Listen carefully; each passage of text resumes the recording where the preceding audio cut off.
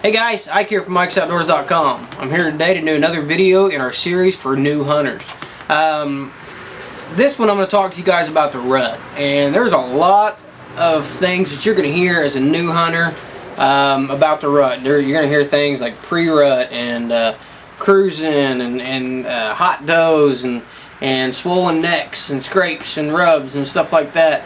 And you're going to hear a lot of different language that people are going to throw out there, and you may not know what it means. If you're not familiar with what the rut is the breeding season for whitetail deer. Particularly, that's what I'm talking about. But it also is, I don't know if they call it when it comes to elk, but mule deer, things like that. It's the rut. It's the breeding season of the whitetail deer or the ungulate animals. You know, even with cows, I guess you could call it the rut, because they all come into heat about the same time, fall and spring with cattle, and just in the fall when it comes with deer. And cattle, we've manipulated them to be that way. So the rut is the breeding season for whitetail, and there's going to be several different stages to the rut. There's going to be your pre-rut, and I like the pre-rut as far as hunting goes. Pre-rut is the best time for me to get on a deer and to get on a buck, specifically a buck. And the pre-rut is when the bucks are ready, but the does are not. You know, you got to think about these bucks. They only get to breed once every year, and for a very short window of time. They're going to breed multiple times, but they only get a very short window of time each year when they get to breed. So they're already thinking about it when the does are not.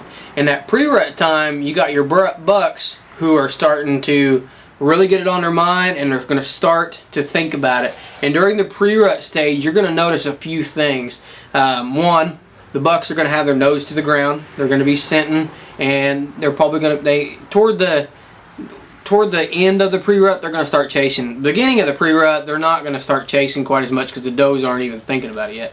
But as the pre-rut shifts into the rut, the bucks will start chasing, and that's a sign that the pre-rut's kind of coming to an end. But as the pre-rut begins, you're going to start seeing deer, bucks. They're going to come in, and if there's been a doe in there, they're going to have their nose to the ground. They're going to be sniffing. They're going to be like an old bloodhound trying to find a hot doe. Another thing you're going to notice they're going to be doing is they're going to be doing a lot of scraping and a lot of rubbing. And I've noticed at this time your scrapes will start to really open up and become bigger and bigger and bigger. You know, you may go from a scrape like this, you may go, depending on how many bucks and how many does are hitting that scrape, it may get as big as a hood of a truck at some point. But most of the time in the pre-rut, you'll start noticing it getting bigger and bigger and bigger, and you may even notice some fresh urine in there. If you find a scrape, what a scrape is, I should explain that, I guess, is where a whitetail buck will actually come in and take his paw, and he'll get down to he'll peel all the vegetation away, all of the soil, or down to the soil. He'll peel all the dead leaves and everything like that away. He'll just take his hoof and he'll start peeling that stuff back and making the dirt fly. You're also going to notice most of the time they rub right around there, and they're going to rub with that gland right beside their eye, and they're just going to rub that all over. There's also usually going to be a branch over the top of your scrape that they're going to lick. They're going to rub their eye on it. You know, they're going to try to put as much of their scent as they possibly can. And one thing the buck's going to do as well is he's going to make that scrape, and he's actually going to get in there and he's going to urinate in that scrape. Actually, he's going to urinate. It runs down his back legs, and then it runs down into the scrape. So during the pre-rut time, you're going to see these bucks starting to put their nose to the ground, start kind of getting to where they're looking for a hot doe. You're also going to notice them scraping and rubbing. And when they're doing that, they're marking their territory. They're saying, "Here I am, ladies. This is my spot. This is my area. I'm right here. I'm available if you are." That's exactly what they're saying to that doe. So they're going to start scraping. And another thing you're going to notice, like we said, when they urinate in that scrape, they're urinating right down on their back legs. There's two glands right inside their thighs, basically where our knees are, right below the knees, down toward their hoof. There's two glands right there, and you're going to notice those glands will actually start, they're about that big, around about the size of a skull can. And those glands, they're actually going to sit there and they're going to urinate on them. And you'll see them rubbing their legs together and doing some weird stuff like that. They're getting as much of that scent as you can. And you'll notice if you ever kill a buck when he's in full rut, boy, they stink. I mean, they smell. They smell like they've been peeing on themselves for a month. It's because they have. So you'll notice that gland back there will start getting darker and darker and darker, and they'll be stronger. I've never done it, but I saw a friend of mine one time. He's like, there is a buck coming. There was a buck coming, and his wind was blowing in our face, and you guys probably seen him on some of my older videos, T-Mac.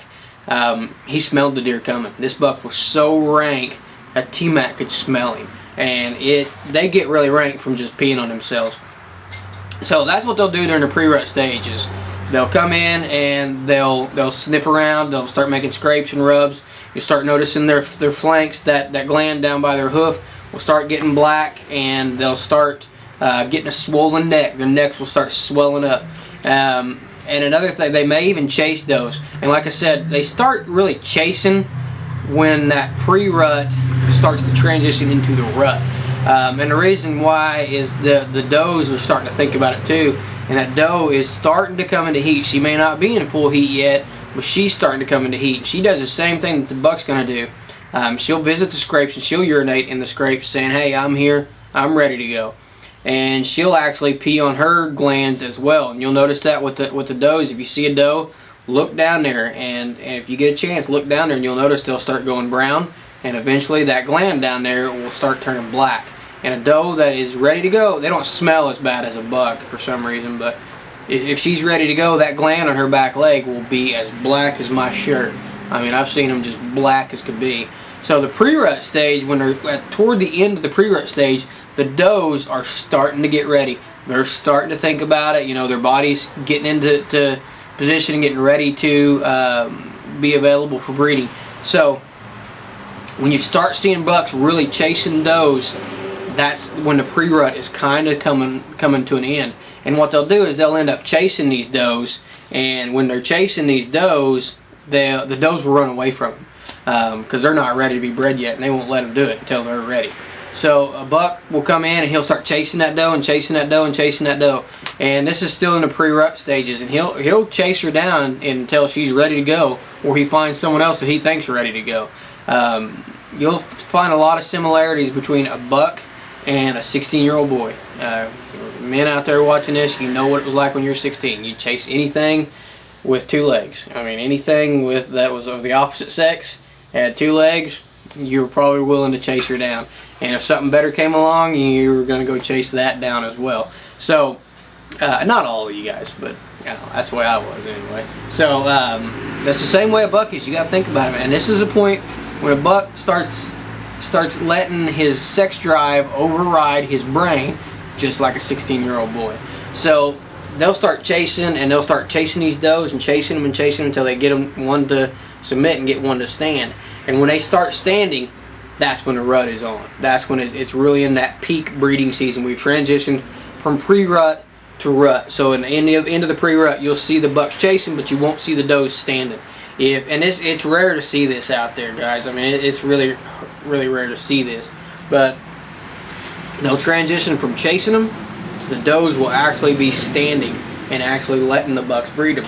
And you can talk to your biologist in your area and get more information, you know, from them about this kind of stuff. But during the pre-rut, a buck will chase a doe, or during the rut, a buck will chase a doe, and when she starts standing for him, he won't just breed her once. He's going to breed her multiple times, and he's going to stay with her for till she starts going out and not standing for him again. And then he's going to go off and he's going to cruise around looking for another doe, and we call this trolling, because that's exactly what he's doing. He's trolling for does. He's just like you, or just like that 16-year-old boy at the dance. He's trolling for girls. He's looking for other ones that are ready to go. And so I kind of hate making this analogy with 16-year-olds, so I'm going to stop doing that, but it's starting to kind of bother me. But he's just like you guys at the bar. He's found one, she was ready to go, and he got the business done there. Well, it's the next weekend, and he's ready to go again. I hope, you know, that we're not all doing that, but we know what happens. And the same way with deer. He's going to breed as many does as he possibly can. And during the rut, he's not worried about eating. I mean, bucks will plumb starve themselves down during the rut. trying to get to a doe. And they're going to breed as many does as they possibly can. And when they're not breeding, they're going to be trolling, looking for does. During this time, bucks are going to do a lot, are going to be bedded down a lot, but it's usually going to be with a doe who they're actively breeding. So that's during the peak of the rut. You'll see a lot of bucks with their heads to the ground. They'll if there's a doe in there, they're going to chase them around. I mean, they'll chase them around, and that doe may not stand for him. Seeing that's kind of rare, but during the peak of the rut, you'll notice them glands on the back of their legs are just as black as can be. The buck's neck is still all swole up. You may even start seeing him losing body weight. You may see a big racked buck or a big mature buck, and he may start looking kind of gaunt in the back, and that's because he's not eating. He's actually just chasing does around instead of providing the kind of nutrition that he needs. And when you get into this kind of area, the pre-rut, I think, is a good time. I've always had better success hunting with the pre-rut.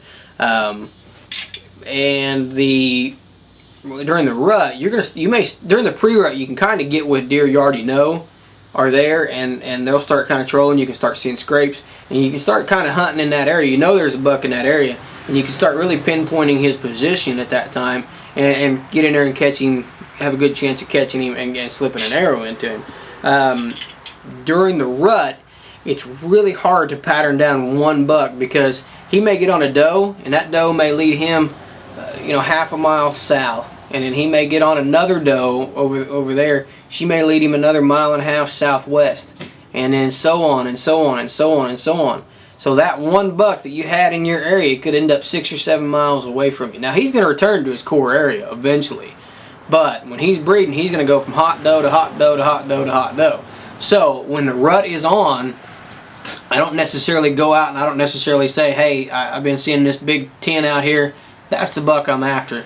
When the rut is really on, I'm more interested in staying with the does. If I know that the does, they're still doing their normal thing. They're feeding and traveling from bedding area to food sources and doing the same thing that they always do. So when the rut is on and those bucks are really trolling, at that point, I really focus on staying with the does. Wherever the does are at, that's where that buck's going to be. And at that time, I don't shoot any does. I try to get all my does shot before them, but you can watch a doe, a group of does, or a doe by herself. Sometimes a doe, when they're ready to get bred, will go off by themselves, so that's another indication that they're ready to get bred. Instead of running in a group, they may even kick their fawns away, and you'll see a doe by themselves. So if I've got an area where there's some does moving through, I'll stick to that area, and I'm not going out there and I'm not going specifically looking for a buck. I'm going specifically looking for the does. And I'm doing that because if that doe that comes by me is hot, she's ready, and that's another term, hot means she's ready to breed. She's hot, she's ready to go. So if she's hot, she walks by, it could be 2 hours later, and you may see a buck 5 minutes after her. You may see a buck right on her tail, but eventually a buck is going to find her tail. It may be hours and hours after you're gone. This is a really good time to stay in the woods all day long, because if a buck is over here where she was feeding and he smells her, they're going to put that nose to use, and he's going to put that nose on the ground, and he's going to walk that same trail that doe was walking. So it is a really good time to stay in the woods all day long. And I don't shoot any does. I let them walk. And the reason I let them walk is because it never fails. And during the rut, if I shoot a doe, I look over and there's a buck.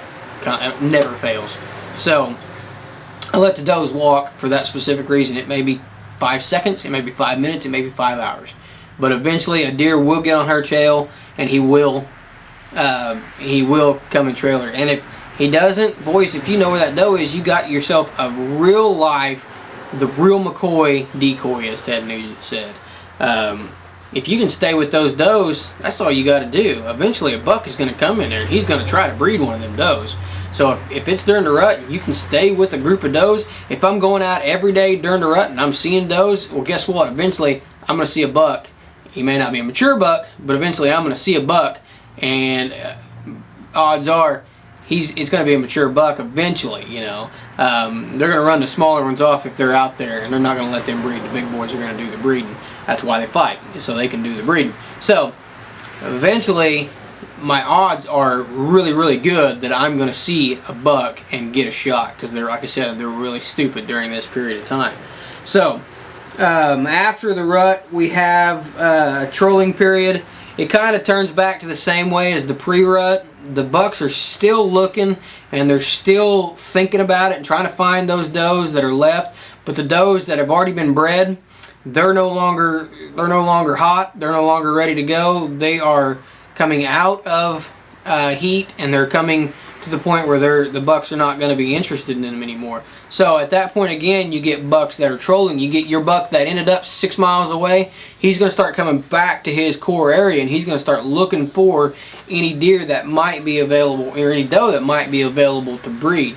So that's the real hardcore trolling time, and it's a good time to get out there and try to get back to the area where you've seen the scrapes, where you've seen the rubs, because that's where he's going to come back to. You know, he's going to stop. He ain't going to be off chasing does because they're not going to be ready. They're not going to be ready to breed. He's going to be looking for more does, and he's going to be back to that kind of pre-rut stage. We're back in that same kind of scenario where he's ready to go still, and they're not. Again, food is not going to be that important to him at that time, because he's still wanting to breed. But food will become a little bit higher up on the priority list because he's run down from the rut, and he's run down from chasing, and he's not quite as motivated as he was, you know, 2 weeks ago when he was still pretty lonely. At this point, he's had his fill of action, and he's getting a little bit more motivated to start eating again. So food sources again come into play again, and really, like I said, start getting back into his core area and start getting back in there looking specifically for him and looking for his scrapes and his food source, and start positioning yourself in that area. And that's the trolling phase after the peak of the rut. You will have a secondary rut, and it's usually about 30 days, or what I like to go by the moon. We'll talk about that in a second. I know this video's been long, guys, but thanks for hanging with me. After the rut, the peak of the rut, there's going to be some does that are going to get missed, that didn't get bred. They may catch them while they're trolling, but the doe will actually go out of heat. And if she's not been bred, she'll come back into heat, and it's usually 30 days from the first time she came into heat or the next full moon, and this is called the secondary rut. Secondary rut sometimes is very, very weak, and sometimes it does not. Sometimes it doesn't even happen. I mean, sometimes they get all the does covered but a few, and you don't even notice the secondary rut. Sometimes the first rut really isn't that good, and the second rut, it's really strong. Doesn't happen very often. Most of the time, the secondary rut's going to be about 30 days from the original date of the rut. So secondary rut, yeah, by that time I'm back to just hunting like I normally would. And if I see some action from the secondary rut, I might take some, take some steps to pursue it. But most of the time, secondary rut's so weak, I don't usually even really. I notice it, but I don't really. It doesn't change my game plan any than what it normally would.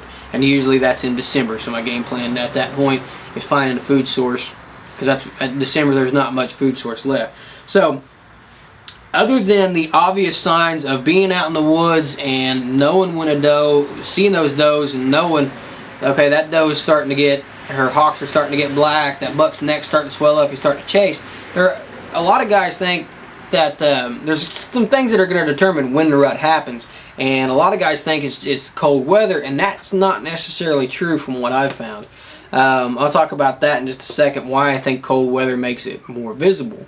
Well, I might as well just say that right now. Some guys think that the rut, if it's warm outside in November, that the rut isn't going on, or it's real weak, and that's not necessarily true. The rut can be really strong, but it may not be real visible. And the reason that sometimes it's not real visible is because of your food source. I mean, like I said, your does are still pretty much acting like they normally would at that time. And if you have a really mild winter, like we're having around here, we had a really wet summer, so food source right now is plentiful. So deer spottings right now are pretty sporadic. If you got one cornfield that's really good, or you got one oak tree that's really producing, one group of oak trees that's really producing, and nothing else is, well, you can pretty much go to those areas, that one food source, and you can find big clusters of deer. Now, if the food source is good all around you, well, the deer ain't got to travel to that one specific spot, and it's going to be harder to see it.